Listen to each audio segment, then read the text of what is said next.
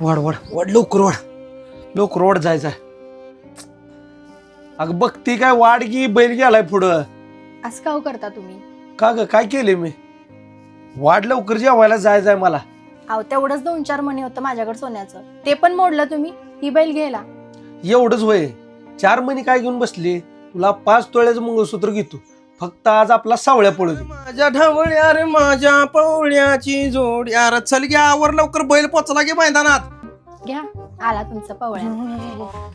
काय झालं वहिनी, असं का मारक्या म्हशी नाराज का दिसायला लागलाय? अहो काय प्रॉब्लेम असेल तर मला सांगा, 100% सॉल्व्ह करणार मी. तिचं मंगळसूत्र इकडून सावळ्या आणलाय, तीच मागती ती. देता का साहेब?